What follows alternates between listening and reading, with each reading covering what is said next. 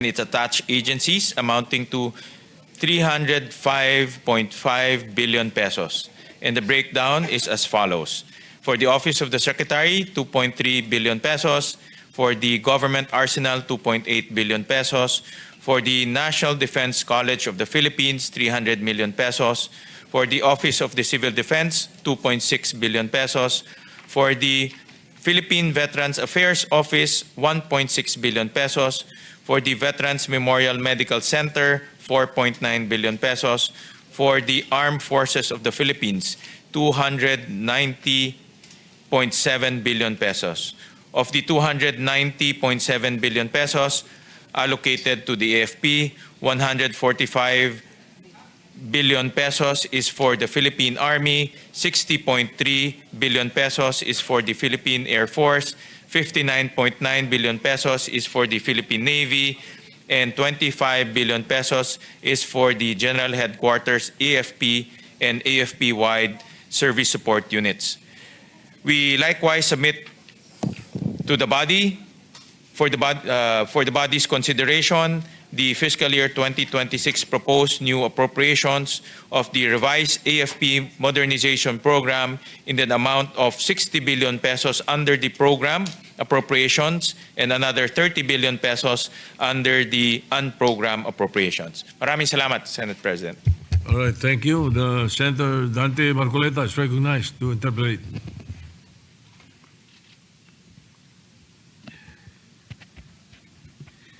Thank you very much, Mr. President. Thank you for time accommodation in order to fulfill a very important social obligation today. Mr. President, I'd like to start with defense alliances with the United States, Japan, and Australia. The first question is, to what extent does the 2026 budget assume U.S., Japanese, or Australian support in case of a major WPS contingency?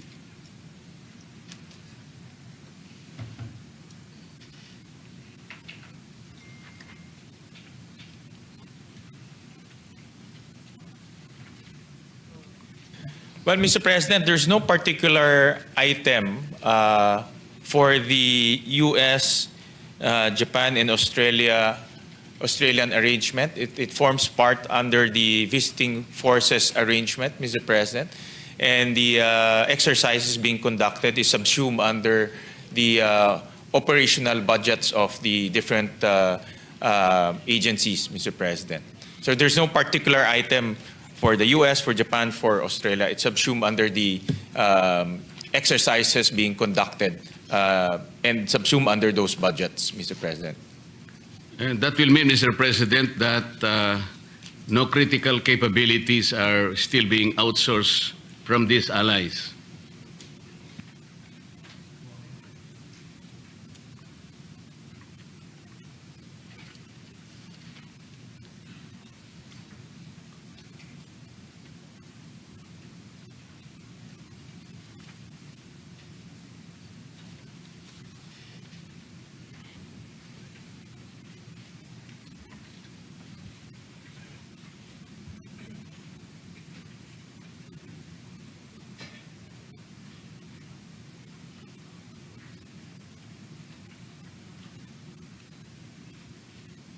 Mr. President, the arrangement between our allies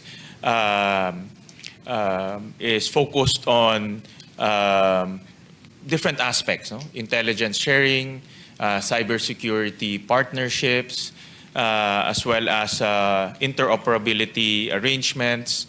We also purchased a large amount of our modernization from our allies, particularly Korea and the United States.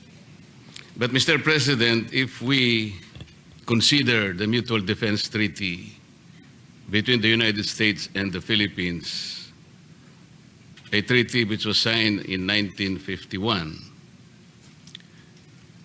I don't think the United States is accomplishing its obligation under the treaty, more particularly Article 2. May I cite that particular provision, Mr. President? Article 2 of the Mutual Defense Treaty says that in order to more effectively achieve the objectives of this treaty, parties, meaning the U.S. and the Philippines, separately and jointly by self-help or mutual aid, will maintain and develop their individual and collective capacity to resist armed attack. Can we say, Mr. President, that at present the Philippines is capable of resisting armed attack?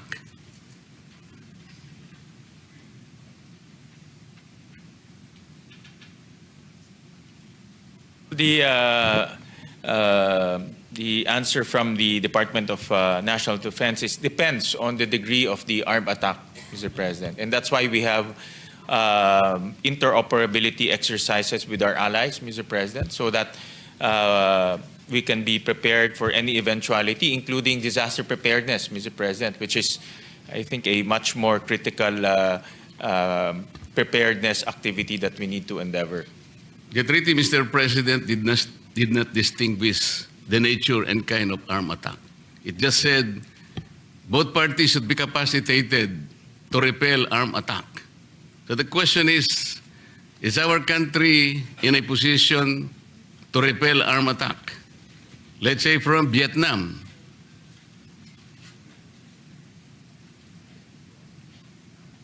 Well, it really depends, Mr. President, on the degree of the armed attack, Mr. President.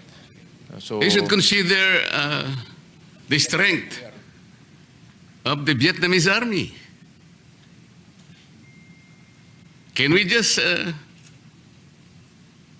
we cannot imagine how much force or what is the extent of armed attack. These countries who may want to attack us will not tell us.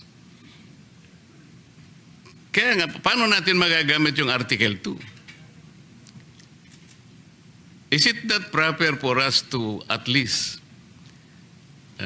make ourselves capable of whatever attack? That should be the ideal objective. And the Mutual Defense Treaty should be able to accomplish this. This is the main objective. That's why I'm asking you, Mr. President.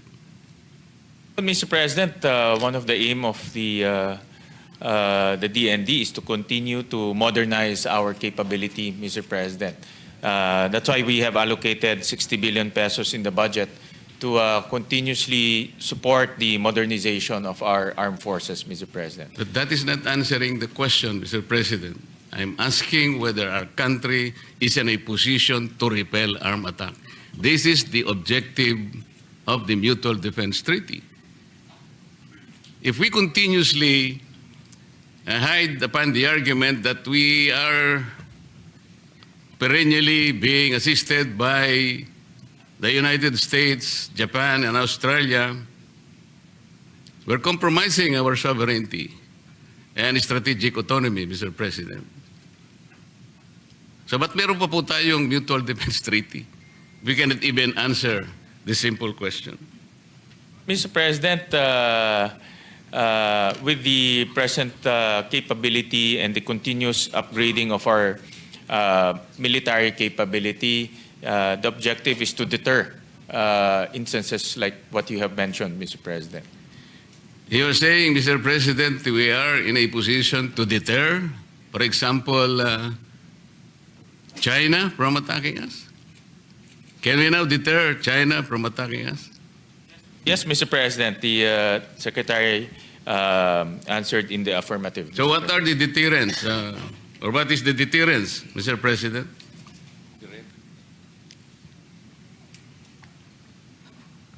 Well, Mr. President, as we have seen in the news that our troops are continuously training, continuously holding exercises with our allies. So with the capability of our troops and also with the partnership with our allies, Mr. President, these are the components that can bolster our deterrence, Mr. President. That is the only answer that you can provide, Mr. President. Mr. President, that is the objective of the Department of National Defense, Mr. President. But Mr. President, I'm asking in relation to the Mutual Defense Treaty. This is a very important treaty. It is, I think, 74 years old. If we maximize that treaty, hindi naman po siguro tatagal. After 74 years, hindi pa po natin masabi na kung ano ang ating napala dito sa Mutual Defense Treaty. Mas matanda pa po sa akin ang treaty ito, Mr. President. Well, Mr. President, from my observation, yung interoperability, yung balikatan exercises is a clear evidence that we are operationalizing the treaty. Yung treaty ho, papel lang ho yan eh. Kung hindi ho nating ilalagay yan sa action through the balikatan exercises, through modernizing our capability, to coming up with our own modernization program, hindi ho talaga magiging beneficial yung treaty na yan. So makikita naman ho natin na tuloy-tuloy po ang paglalaan po ng pondo sa ating AFP at tuloy-tuloy rin po nila ginagawa yung kanilang makakaya with the limited budget that we have. No? Sana ho mas malaki, but with the limited budget that we have, yung kanilang mga exercises para po makaresponde ho sila kung ano man ang pwedeng mangyari. Eh sabi po nyo kanina, Mr. President, wala naman po tayong na-outsource sa ating mga partners. It is inconsistent, Mr. President. Tinatanong ko po kanina, gaano po sa ating budget ang ma-assume natin na suporta mula sa tatlong mga kaibigan natin. Ang sabi po ninyo, wala. Yeah. May nabanggit ko ho kanina, like for example, intelligence sharing, nabanggit ko rin, nasabi ko rin ho kanina yung cybersecurity capabilities and cybersecurity capacitation. Yun po yung mga ilan sa mga ina-outsource ho natin. At partnership, hindi lang ho outsourcing, but in my view, these are partnerships. Ang mundo ho naman ay interconnected na ho ngayon at hindi ho natin pwedeng sabihin na tayo lang ang gagawa. So we have partnerships with our allies, Mr. President. But a more detailed discussion should be limited to a executive session, and the Secretary is more than willing to brief His Honor on the details of those outsourcing and partnership, Mr. President. Marami ho dito may national security concern, pero open naman po ang ating Secretary na pag-usapan yan through an executive session. What clear red lines and conditions has the Philippines communicated to the US, Japan, or Australia regarding the use of EDCA sites, yung joint patrols po natin and exercises, so that our territory is not used for offensive operations unrelated to Philippine defense and security? Yeah. Well, under the Constitution ho, hindi ho pwede silang magtayo ng base militar ho dito. So itong mga EDCA sites ay ginagamit ho to for joint exercises as well as disaster preparedness. So ang may-ari po ng mga lupa ay tayo pa rin, ang Pilipinas pa rin. Ang nag-ooperate rin po ay tayo pa rin, ang Pilipinas pa rin. So wala ho silang responsibility sa pag-ooperate ho nun. Given the inclusion of EDCA, Mr. President, EDCA sites near Taiwan Strait and the WPS, what risk assessment has DND made that these facilities will not become targets in a possible US-China conflict, not our own making? Based on the reply of the good secretary, their risk assessment is very low, Mr. President.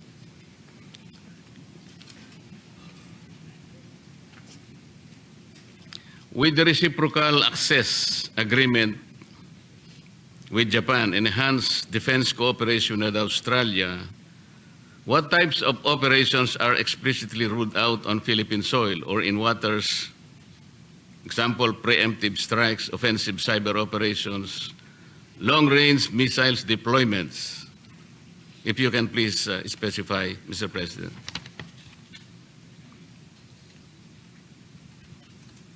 Ang limitation po ay offensive operation, and anything that will and anything that will pertain to engagement in war, Mr. President, as an instrument of national policy, Mr. President. Mr. President, does the Department of National Defense agree that a decision of the Supreme Court interpreting and applying a provision of EDCA automatically becomes part of EDCA itself?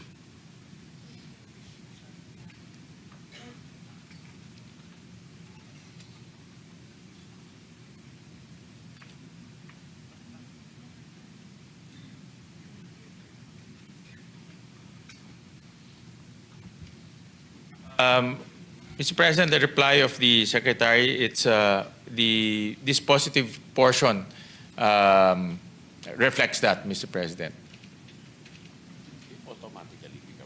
Well, the question requires an answer either yes or no, Mr. President. What is the dispositive portion, Mr. President?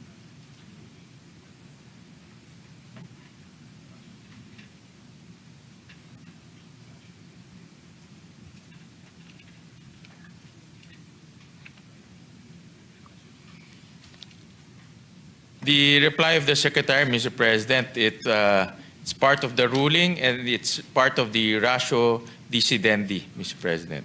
Yes, of course. The decision of the Supreme Court always form part of our legal system, Mr. President.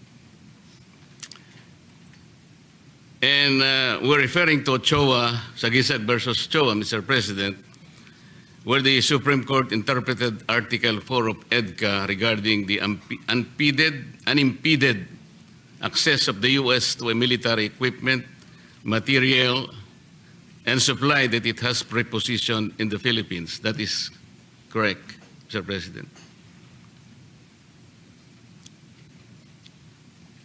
Mr. President, if that is in the ruling, then that is correct, Mr. President.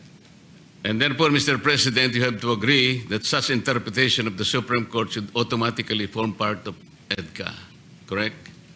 Yes. Subject to the full Constitution. And therefore, the DND has the legal mandate to implement that interpretation of the Supreme Court. Yes, Mr. President, that's correct. Ang sabi po kasi sa kasong ito, o decision na ito, Mr. President, it was interpreted, meaning Article 4 of EDCA, that the U.S. has unimpeded access only to those military equipment, material, and supplies that the Philippines has consented to be prepositioned on Philippine territory. Yes. So, Yeah. could the DND please detail how exactly it is implementing that decision of the Supreme Court, specifically what consent mechanism it is using? Is it the Mutual Defense Board or the Security Engagement Board?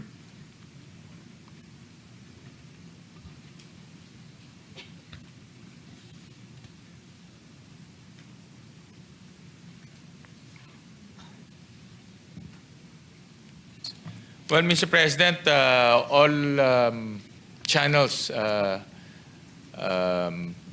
Boards merely recommend.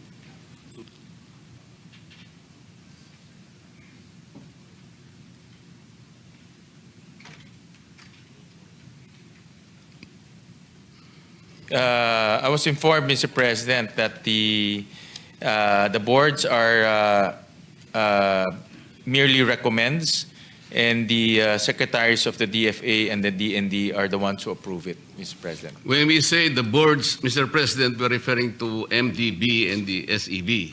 Yes, Mr. President, correct. How many come from the Philippine side, Mr. President? And what is the voting requirement?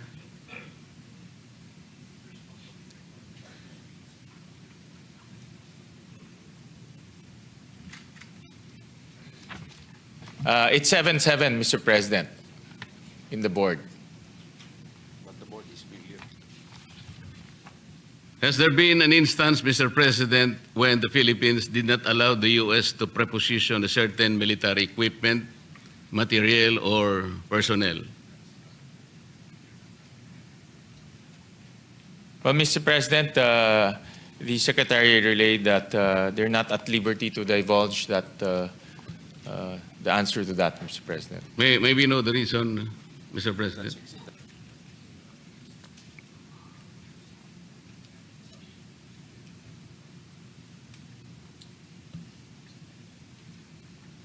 Well, Mr. President, because it forms part of the Mutual Defense Treaty, and it's also part of the operational security, and the President needs to approve the release of that information, Mr. President. Mr. President, the armed forces of the Philippines mentioned that certain U.S. missiles should be prepositioned in the Philippines. Are these nuclear-capable missiles, Mr. President?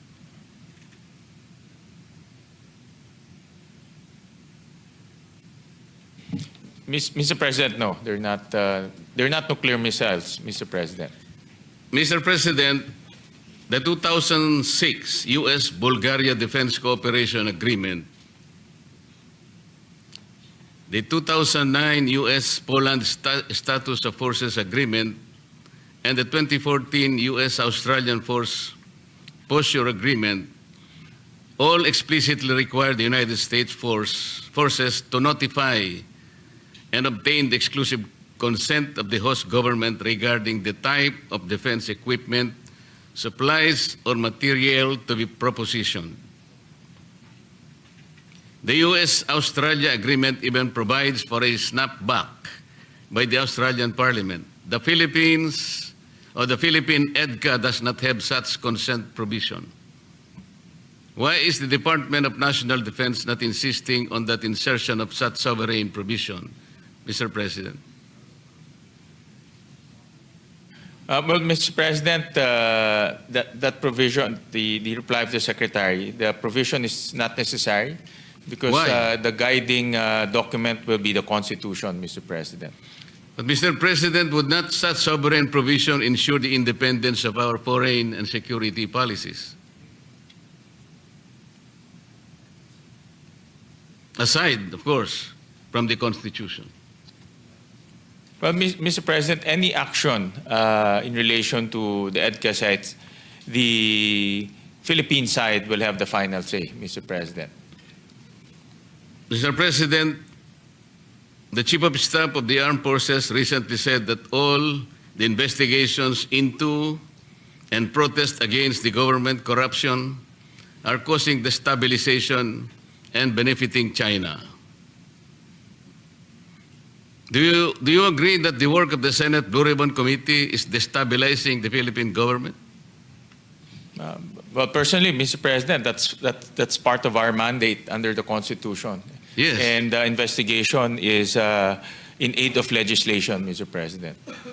Kaya nga po, kaya hindi tayo nagdi-destabilize kahit na po tayo ay gumagawa ng pagdinig laban sa corruption na nangyayari sa ating bansa, lalong-lalo na po itong karumal-dumal na flood control projects na nakita po natin kung ano ang...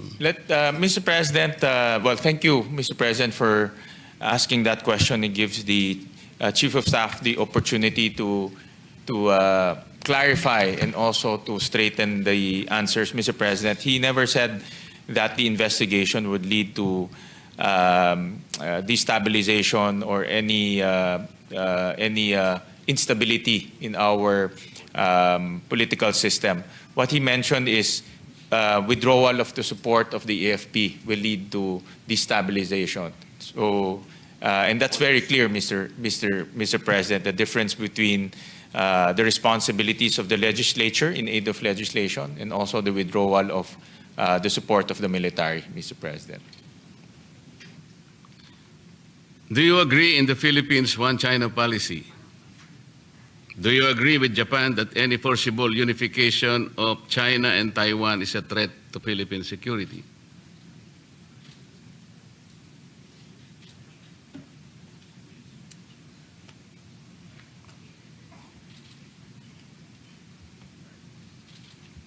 Well, Mr. President, the policy is we adhere to the One China policy.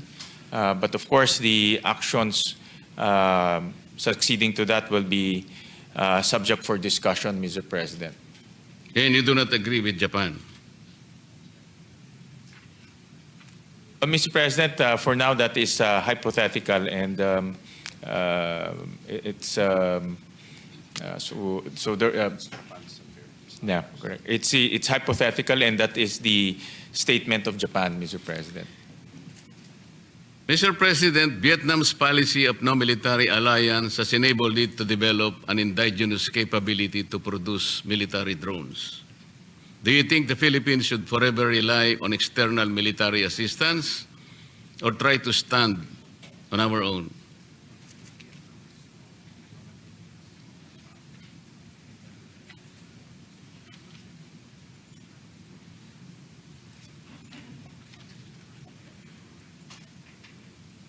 Well, that's the direction, Mr. President, to be self-reliant on our military needs, Mr. President. And hopefully, later on, we can invite investors to come here and build facilities that will manufacture drones and other military equipment, Mr. President. That's the aspiration, Mr. President.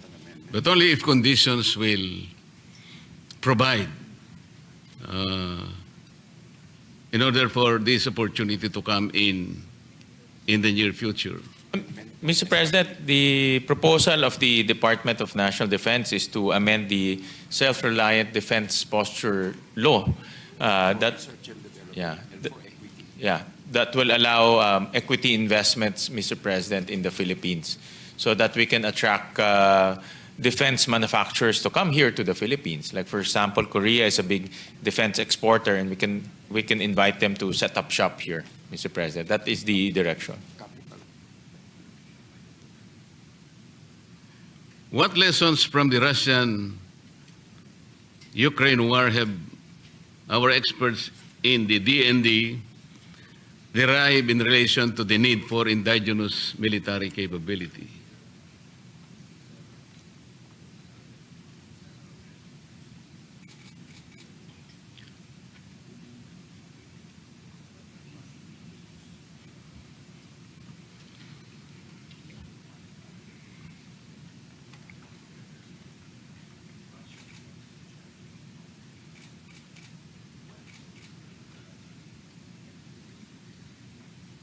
Well, Mr. President, there are many lessons that the department derived from that Russian-Ukraine war. One is the indigenous capability in manufacturing, Mr. President, and actually I've seen some documentaries that because of that war, the Ukraine defense manufacturing industry had a resurgence. They now produce virtually most of the things that they need to repel the Russian invasion. Number two is another lesson is no, you cannot rely on one country in terms of one country alone to on both sides, Mr. President, on defense support, Mr. President. So it's important to also have alliances with different like-minded nations, Mr. President. So what steps does the DND take, Mr. President, to build our indigenous military capability? And if so, which part of the budget that we now consider will be devoted to ensuring such indigenous capability?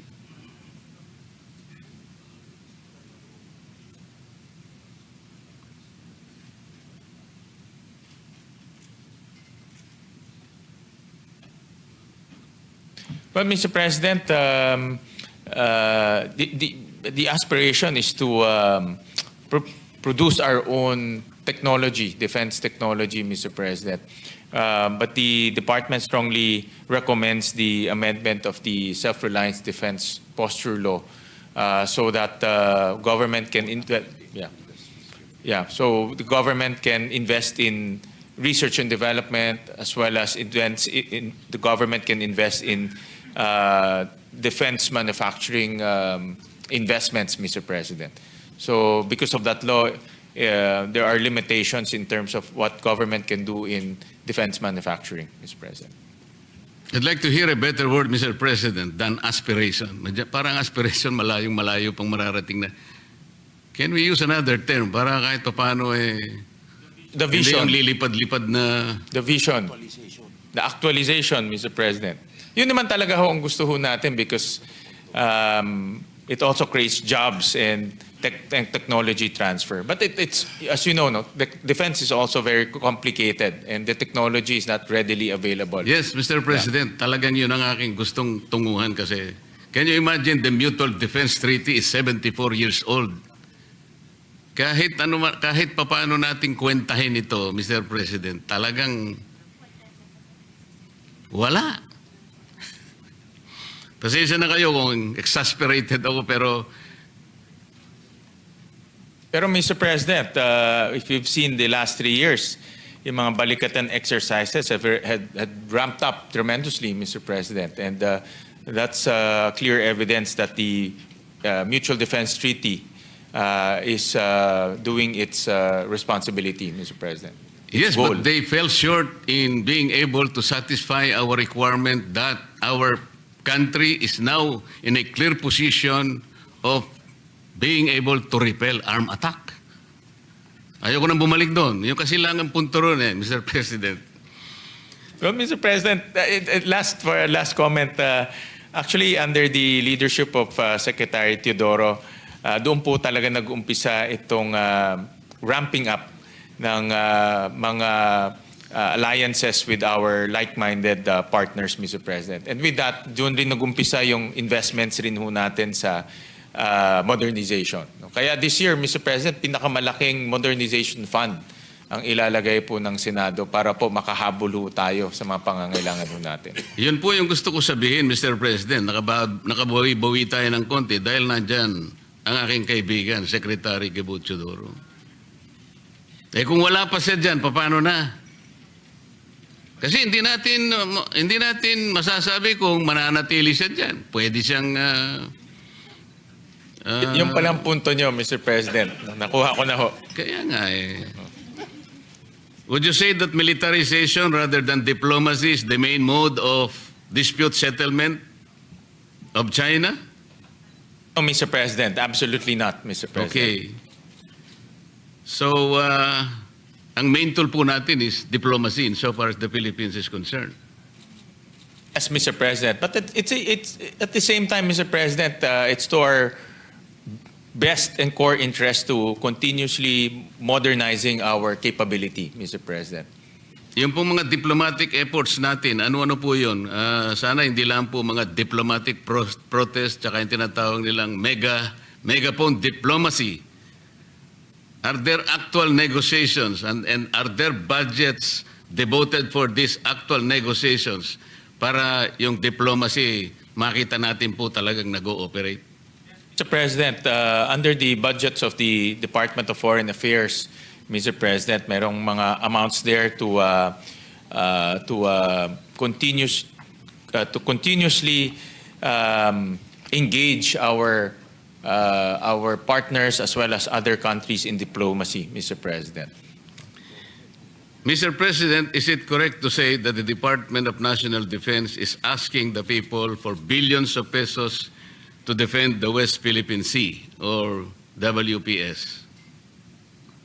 But Mr. President, it's not only limited to the West Philippine Sea, Mr. President. It's the core in relation only to the West Philippine Sea. Yes, Mr. President. Okay. Pwede paano natin isang map? Can we ask the staff to please show the first map?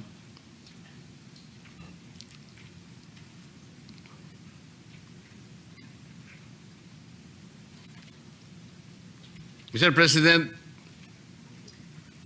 hindi ba lalaki ng konti? Palaki mo. Mr. President, I'm trying to show the official map of the South China Sea as published by the International Hydrographic Organization in S-23 or Limits of Oceans and Seas.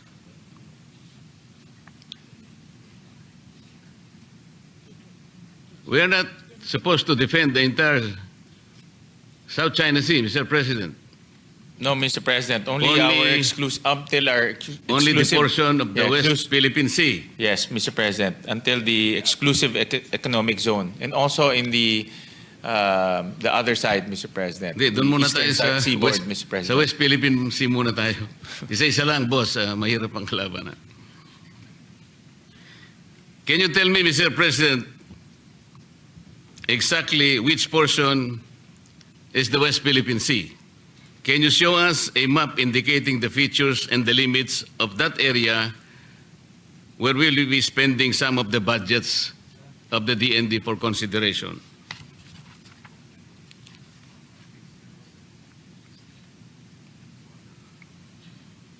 Mr. President, it's 200 nautical miles from our baseline, Mr. President. Those are the areas that the DND intends to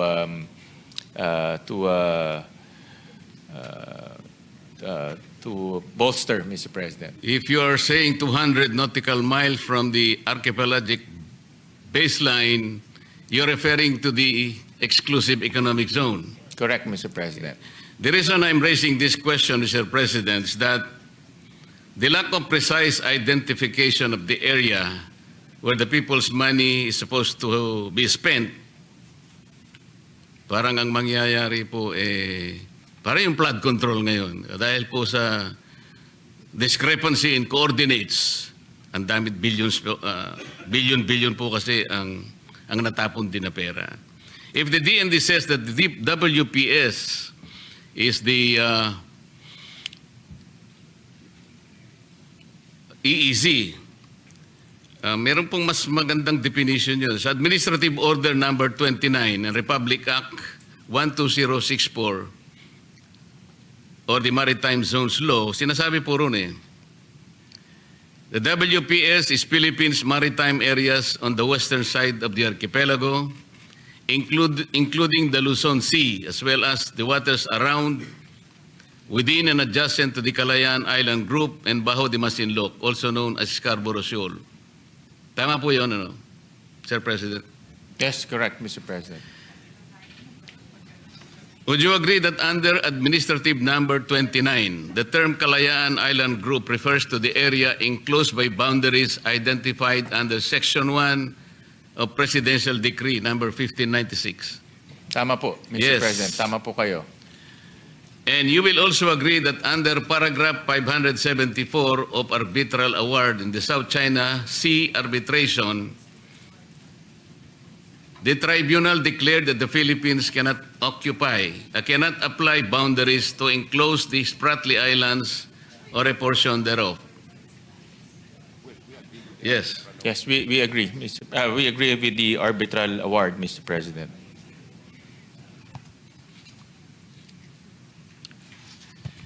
Ito po yung section po ng 1596, Mr. President, and paragraph 574 ng arbitral award. Magkalaban po talaga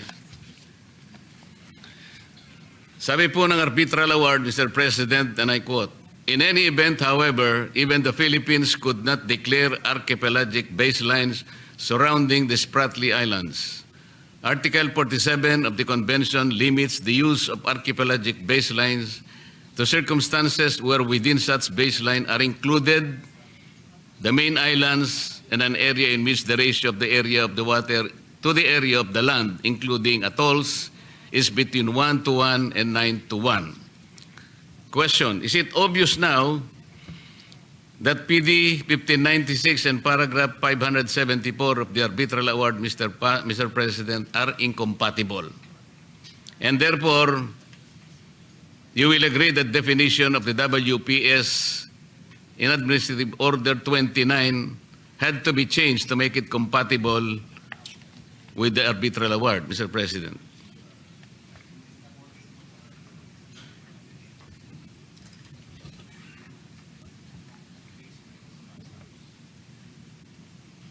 Well, Mr. President, the Secretary replied that no, it's not incompatible because portions of the EEZ is also included in that, Mr. President. We will go to that, Mr. President, but if you will care to consider yung Section 1 po ng Presidential Decree 1596 and the arbitral award, they are inconsistent and incompatible. Kasi po dito sa Article 2, Paragraph B ng Republic Act 12064, niredefine niya yung WPS. Ang definition na po rito ngayon ng naging batas na ito ay the maritime zones of the Philippines on the western side of the Philippines, on the Philippine archipelago, including the Luzon Sea and the territorial seas about the Masinloc and the maritime features of the Calayan Island Group. Ngayon po, Mr. President,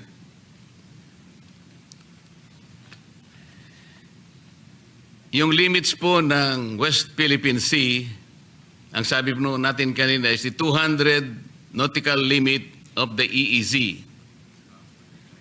Are you saying that Kalayaan and other features are not part of the WPS, Mr. President?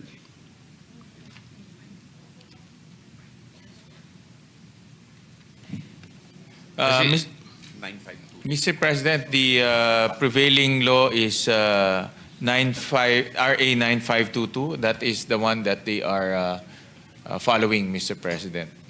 RA 9522. Republic Act 9522. Enacted in 2009. Enacted in 2009, Mr. President. Paano po yung Republic Act number 12064? 2012 po ito. This is the more recent law.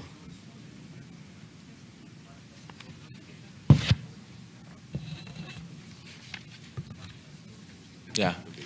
Yeah, Mr. President, maritime zones and the baselines are different matters, Mr. President. Alam ko po yun, Mr. President. Pero kung pag-uusapan po natin na yung limit po ng West Philippine Sea ay yung ating exclusive economic zone, which is 200 nautical miles from our baseline, malinaw po na ang Kalayaan Island Group ay hindi po kasali sapagkat it is beyond the West Philippine Sea. Pwede po nating ipakita yung pangalawang mapa. Well, Mr. President, what we are following insofar as the Kalayaan Group of Islands is RA 9522, which defines the baseline, Mr. President, of the country.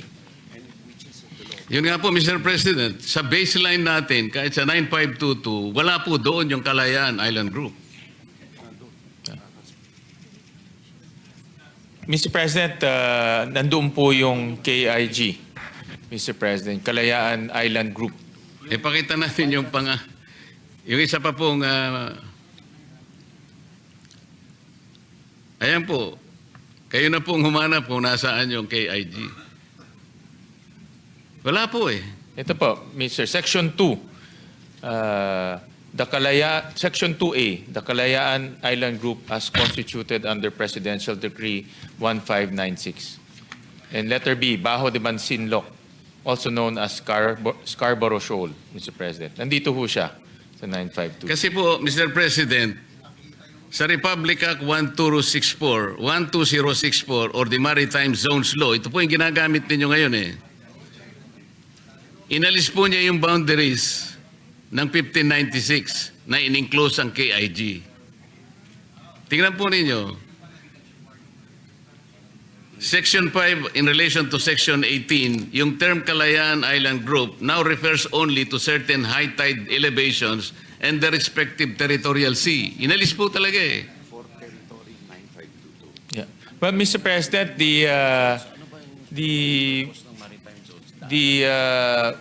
when it comes to the Kalayaan Island Group, Mr. President, it's RA 9522. Hindi po, that prevails, Mr. President. ang ating pong recent batas na po, yung RA 12064, it was enacted last year, November 7, 2024. So hindi po pwedeng manaig po yung sinasabi nyo dahil ito na po yung more recent na batas na ginawa po natin.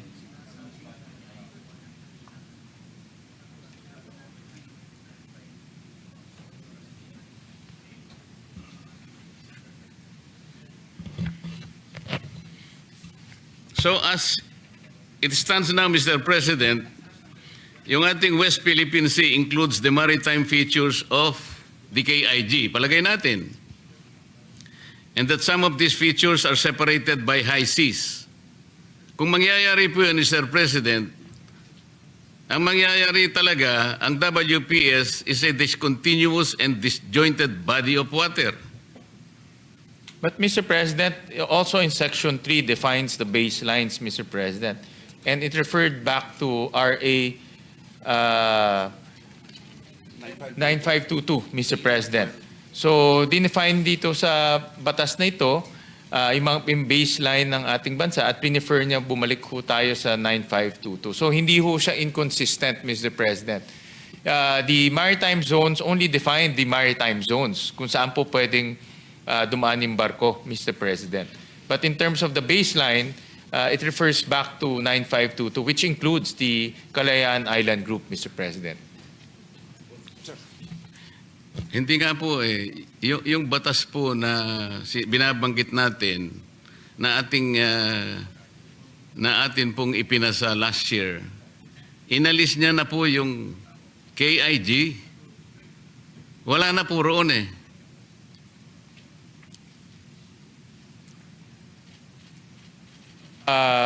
With all due respect, Mr. President, nandito ho kami nung we were discussing this law, and with all due respect, hindi ho ganun yung nangyari, Mr. President. Kaya nga po, kung sakaling sabihin natin na ang WPS now will include the maritime features of the KIG, exactly how many features are we talking about here? Can you name and locate each of these features? Can you see us or can you show us the official map? 9 major islands, Mr. President. That is the, there are 9 major islands, Mr. President. Doon po sa KIG? Hindi lang KIG. Hindi lang po sa KIG, but yung mga features po sa... Yun nga po, West ang pinakamahirap dito po, dahil wala pa po tayong official map ng West Philippine Sea, hindi po natin madidescribe lahat ang features. At kung meron pong isang mang Pilipino ang naaring mabuhay doon. I'm asking these questions, Mr. President, to make certain that we know what we are talking about when we say West Philippine Sea. Nung po kasing ito'y unang nabanggit nung nasa mababang kapulungan ako, dahil nga po sa hindi pagkakaintindi sa isyong ito, nung sinabi ko na ang West Philippine Sea tayo lang ito. But in the context of international law, hindi po talaga alam pa. Ang alam po nila ay yung South China Sea. Can you imagine, Mr. President, the discomfort, for example, of a passenger in a plane about his safety or her safety, kung marinig niya yung pilot at saka yung control tower, nagdidebate sila kung nasan siya lugar. Sabi ng pilot, I am here in the West Philippine Sea. Hindi maintindihan ngayon nung control tower. Ganun po kasi, after more than 16 years or maybe 12 years since 2012, nung ipasa po natin yung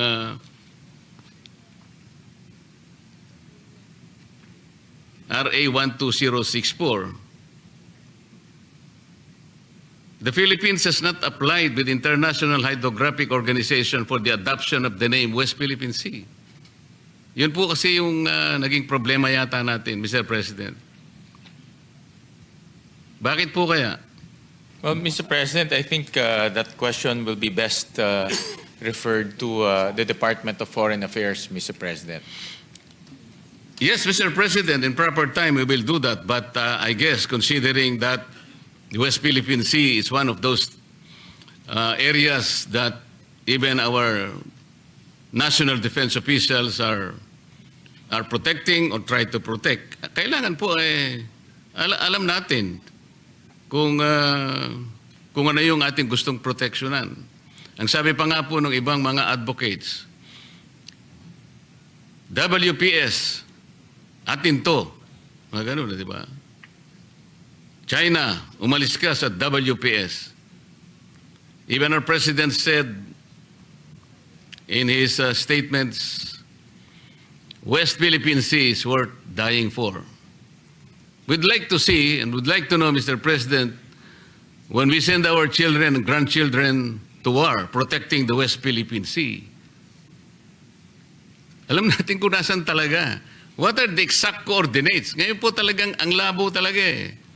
Parang sinabi mo, yung Pasig River, some portion of Taguig, some portion of Pasig, and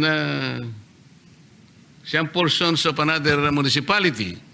Hindi mo alam kung saan nagsimula, kung saan napuputol. Maybe we can ask the executive department to be precise in its identification of the features and limits of the West Philippine Sea. Kasi po, para yung mga ghost missions or even ghost budgets, kasi nangyari nga po sa flood control, they were all using several applications. Hindi sila, magkakaiba po eh. Sabi pa nila, geotag, real time. Pero ang pong tingnan, talagang wala yung mga flood control projects. So dito po, ganun din. Kailangan matukoy natin. Speaking of maritime features, Mr. President, let me refer back to the map identifying its features. Ito pong, yung balik mo nga dun sa pangalawang mapa. Ayan. You will agree, Mr. President, that based on that map, Vietnam occupies 21 features, China 9, and the Philippines 9. The Philippines, 11, Mr. O President. 11 siguro. So 21 features for China, for Vietnam, 9 for China, Philippines 11. Mr. President. What is the policy of the national defense regarding Vietnam?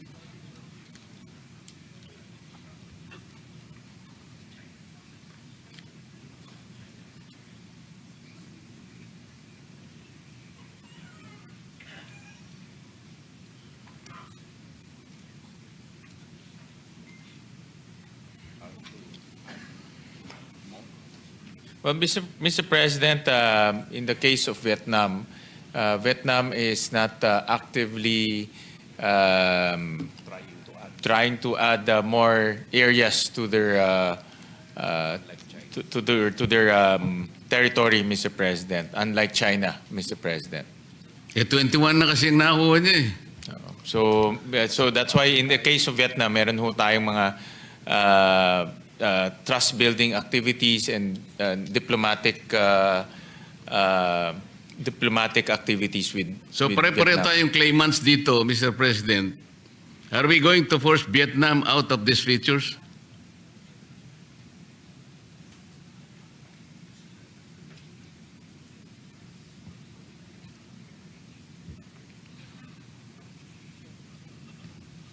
With Vietnam, Mr. President, we have open communication lines with them, and these communication lines will also discuss this type of issues, Mr. President. What about with China, Mr. President? Well, with China, it's a different case because we all know that China is trying to claim our territories even within the inclusive economic zone, Mr. President. Nevertheless, diplomatic approaches is still the approach that we are endeavoring towards China, Mr. Pero President. sabi natin kanina, Mr. President, yung open and actual negotiations ay ating ginagawa, and I've even asked kung magkano ang budget natin dito sa actual negotiation, hindi lang naman megaphone. The budgets are in the DFA, Mr. President, and the amounts are not significant because this is part of their diplomatic activities, Mr. President. Hindi natin sila mapapaalis at hindi naman yun ang policy natin, Mr. President. So if that is the case, ang Vietnam ba, ang China, ay paalisin tayo sa mga inoccupy nating features? Sa Vietnam, wala po. Wala pong ganun. In fact, we have good relations with Vietnam. Marami nga hong Pinoy na teachers nagtuturo po sa Vietnam. With China is a different case, as you know, Mr. President. Sa China is a different case. So, maaari tayong puwersahing umalis, Mr. President. Mr. President, we still the approach of our policymakers is to continue to engage, to continue to open the diplomatic channels with China and with other countries, Mr. President. And for me, that is the best approach, Mr. President. But forcing us out from these occupied territories is a potential threat, Mr. President. It's a potential threat, Mr. President. If that is so, Mr. President, has the Philippines filed a protest with the United Nations Security Council as required under Article 2 of the United Nations Charter?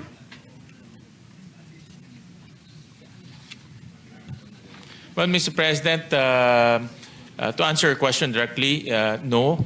But to give the reasons on why that policy was undertaken, the best department to answer that is the Department of Foreign Affairs, Mr. President. Kasi po ang sagot natin is no, Mr. President, then the threat is more imagined than real.